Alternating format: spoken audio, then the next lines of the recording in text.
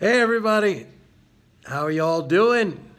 So yesterday we got the news that Donald Trump has selected Larry Kudlow to to be the chief White House economist.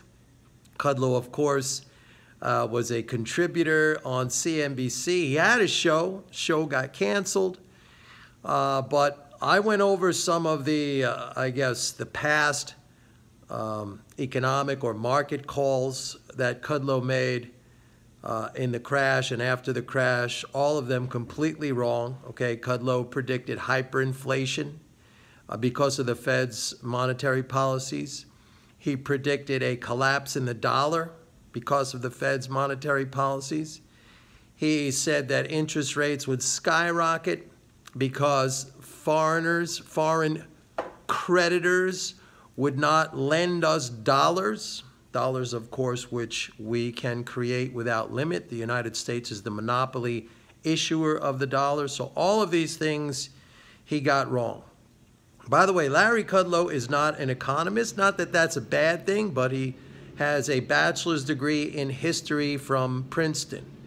So Larry Kudlow is the guy. Now, he's also known for his kind of jingoistic slogan about King Dollar. He believes that it is very advantageous for the United States to have a very strong dollar, which is fine. I mean, that's his position, but how does he, at least economically or policy-wise, want to achieve that? Well, let's understand something about Kudlow. He is a supply-side proponent.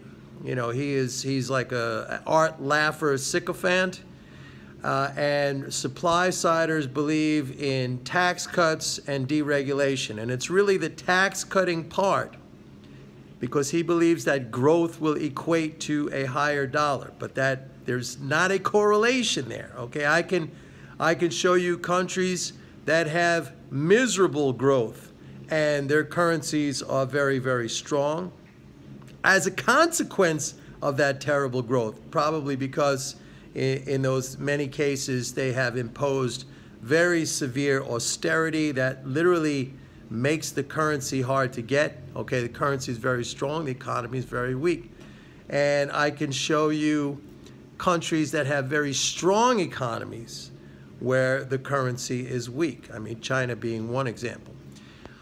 All right, so let's understand that in the supply side policy equation, where tax cuts essentially, that's the same thing as expanded government spending, that is fiscal stimulus, that is literally money printing. Okay, so Larry Kudlow's path to a higher dollar, at least in his mind, is more dollar printing. So that's not going to happen. You know that's not going to happen. Yesterday, Kudlow was asked, he was given some softball questions by his colleagues on CNBC, and he said, I guess he was asked, I did not watch it, I read about this, but I guess he was asked, you know, what do you foresee now that you're going to be chief economist at the White House? What do you foresee? What would be the best investment ideas? He said, buy the dollar, sell gold. So, as of this video right now, I am going on record taking the opposite position of Larry Kudlow. And not because he was wrong in the past, that might have been a one-time thing, but because his understanding of the monetary system is completely flawed, okay? His prescription, as I just explained, for a higher dollar is wrong. What he proposes would actually result in a lower dollar. So he's saying sell gold and buy the dollar. I am now going on record, or I have been on record since December of 2015. I am long gold and I am short the dollar. So just wanted to let everybody know about that. So we have that going on, all right? Last night, the Senate passed a new banking bill, which is now going to exempt a fairly large number of banks from some of the regulatory measures that were imposed on them via Dodd-Frank, which came about. That was legislation that came about after the financial crash.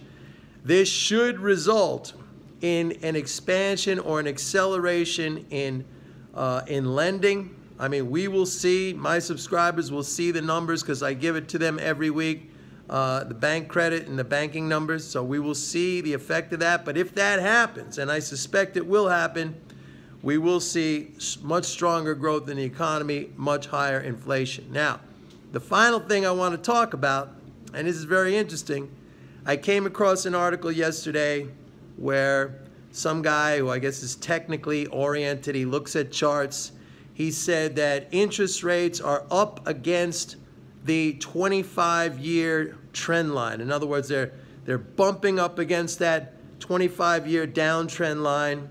In other words, the implication there is that, hey, maybe rates are going to rise. Well, they are going to rise. He doesn't know that, but I'm telling you they are going to rise simply because the monopolist, the Federal Reserve, is telling you they're going to rise.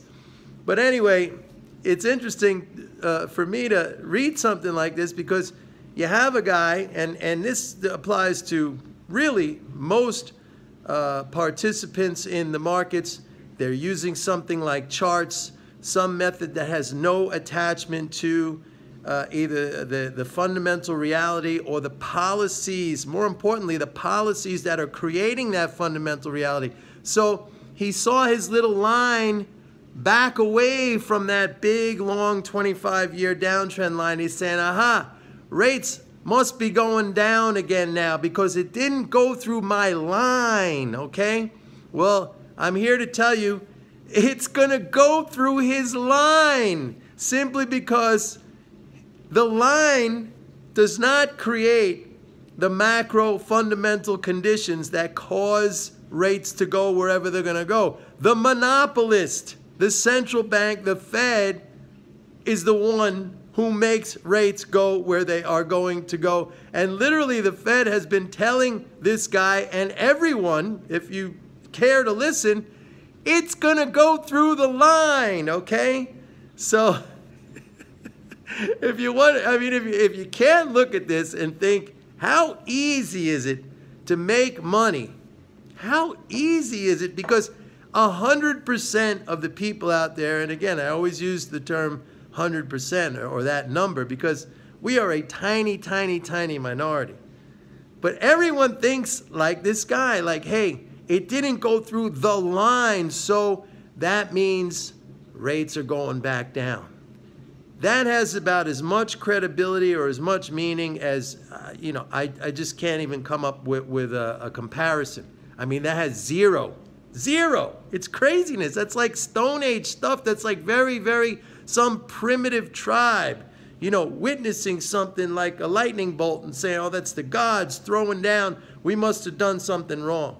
It didn't go through the line. It's going to go through the line. Mark my words. Rates are going up. How do I know that? Because the entity that sets the rate told me that, and I chose to listen. All right, so yeah, it's going through the line. So just wanted to talk about that a little bit. It does, like I look at that like with astonishment. So this is a very, very easy game. It really is. The only hard part in this game is self-control, self-mastery. The challenge is against yourself. It's not against the millions of other participants in this game because they're clueless, okay? They are clueless. They're running out there with their money saying, here, please take it, take it. The challenge is with your own self. A lot of you say, I don't want to take that money. You think you want to take that money, but you really don't. I take it. I take it, and my people take it. All right, everybody, have a great day. See you later, probably.